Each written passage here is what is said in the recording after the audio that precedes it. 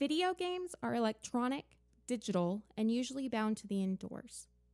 This naturally draws concerns that games prevent people from appreciating or experiencing nature. This can cause folks from parents to nature enthusiasts to despair about the generational popularity and prevalence of video games. However, there is a growing niche in the games industry which tries to bridge the gap between technology and nature. These games are called Ecogames, and they are designed to teach about the environment and highlight issues like the climate crisis, pollution, and even humanity's relationship to the environment. Sometimes called green games or climate games, Ecogames are unique in that they center the ecosystem, the environment, and humanity's place within these systems. The very first Ecogame was, fittingly, a game called Ecogame. Created in 1970 by George Malin, Ecogame was the first game to simulate ecology and its effects on economies. Since then, video games and their simulations of the environment have evolved visually and in popularity, growing from the text-based games like Adventure and the pixelated maps of SimCity and SimEarth into the seemingly alive ecosystems in Red Dead Redemption 2.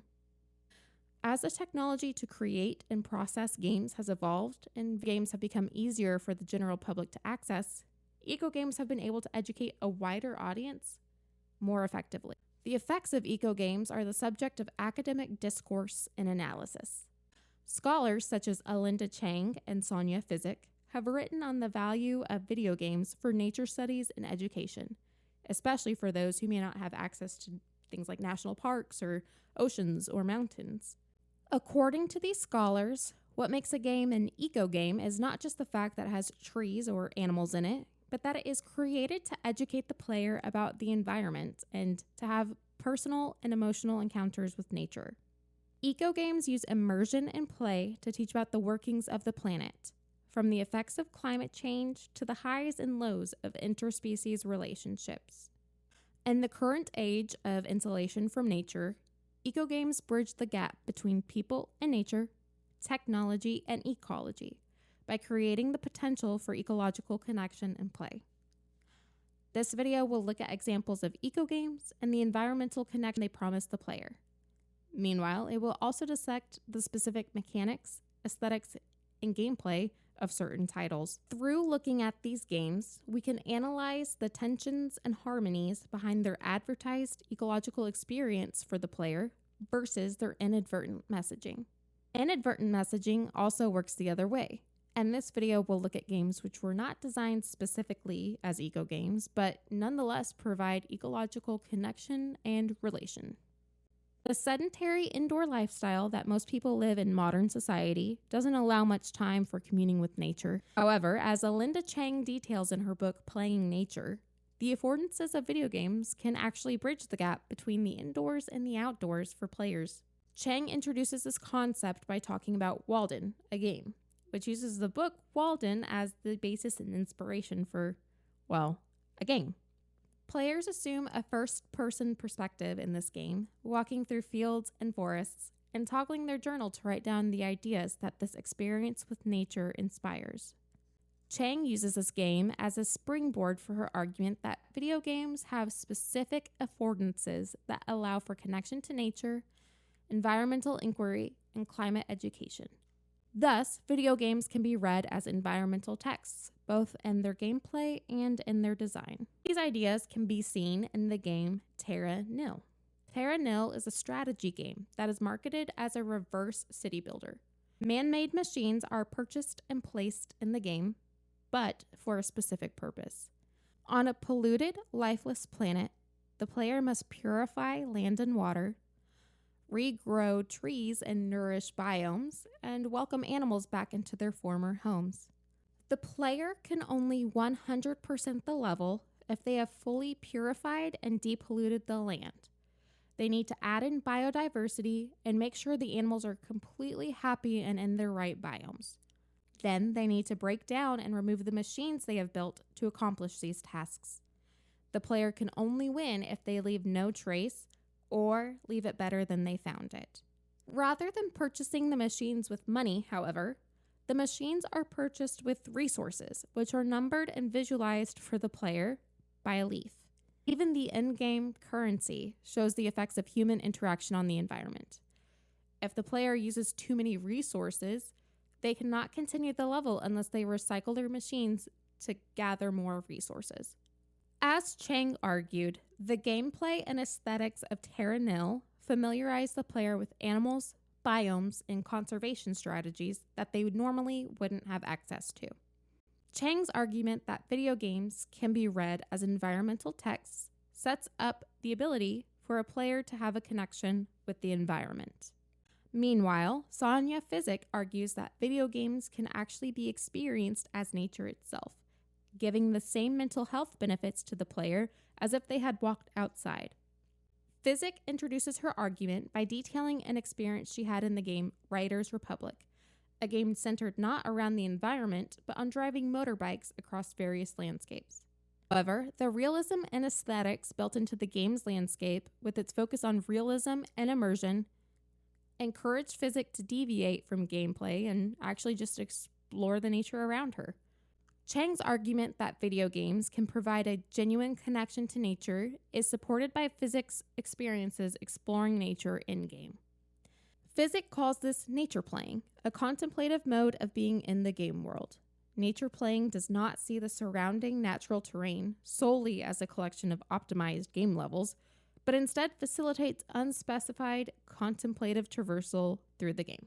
In fact, many games, Ecogames or not, encourage the player to connect personally with nature, animals, and more. For instance, Red Dead Redemption 2 is famous for its seemingly alive landscapes.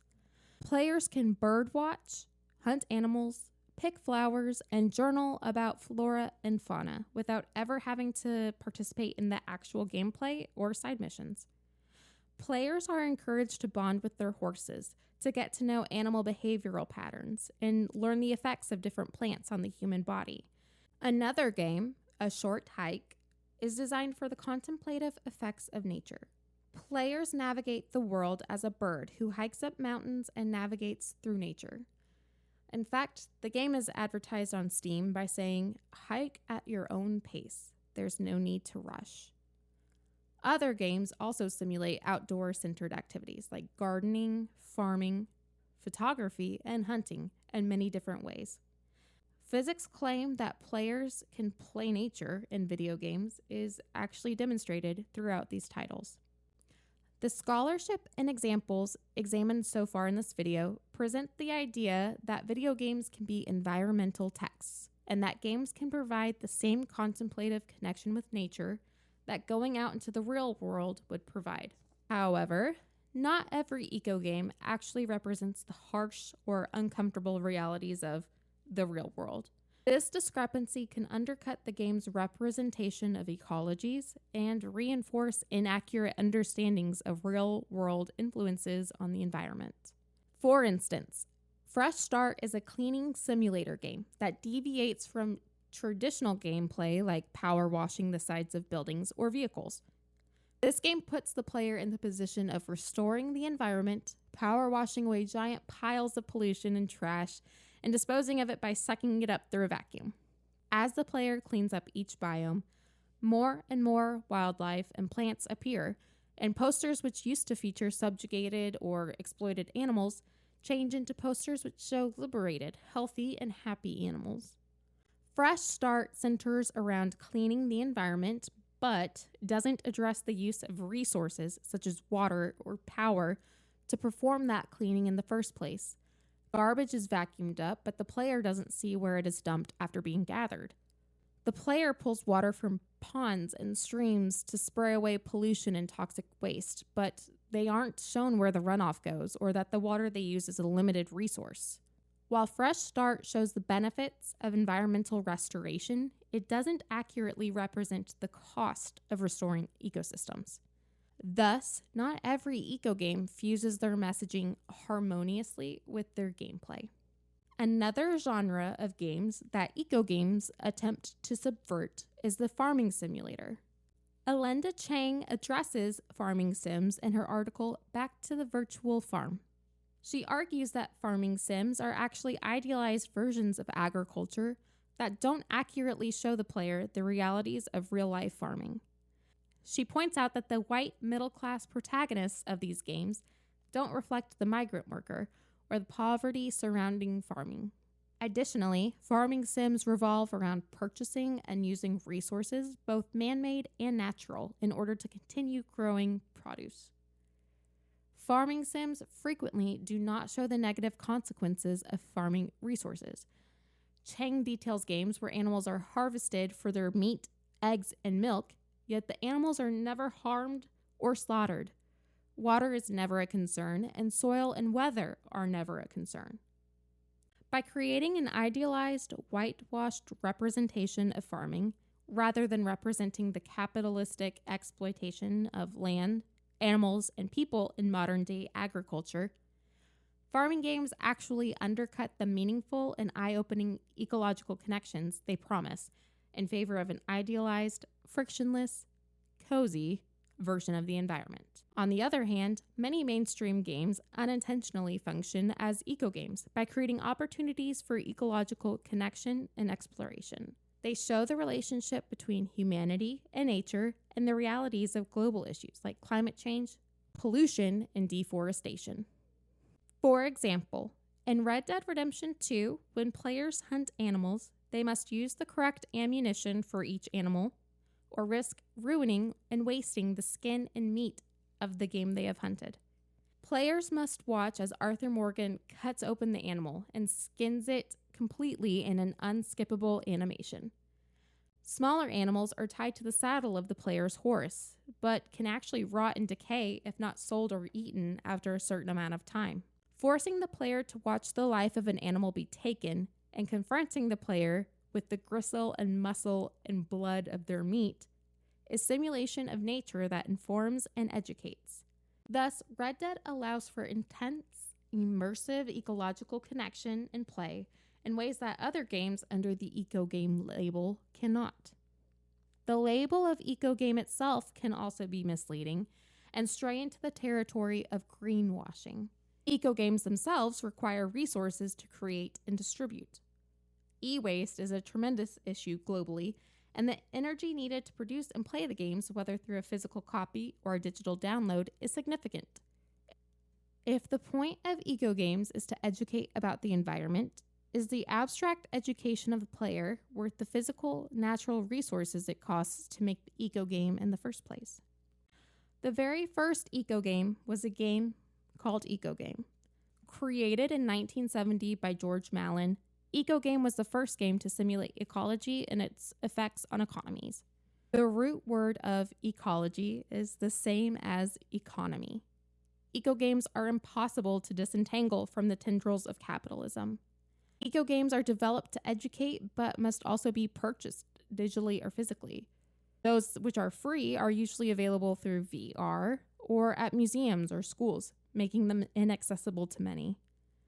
The games which are designed to help people learn about the environment can themselves damage the environment. The games which are designed to show the effects of capitalism and draining resources from the environment are simultaneously sold for profit and exploit planetary resources. Ecogames simulate environments, but as they are man-made simulations, they also reflect humanity's attitudes towards the environment, both as it is and as humans wish it could be. Not every ecogame is perfect, but ones which effectively simulate the environment to promote human connections with nature are extremely powerful. One way to encourage effective, consistent ecogames is through reading these texts through an environmental lens, playing these games to commune with and experience nature, and analyze the consistency between messaging and gameplay. Of course, this is not a perfect solution, especially for such a nuanced situation. Yes, ecogames can cause harm to the environment or misrepresent the situations that they are trying to rectify, but they can also have profound effects on the players who immerse themselves in their gameplay. By holding space for both the pros and cons of ecogames, we can have a deeper appreciation for effective games and also engage more with the critics and scholars who critique them.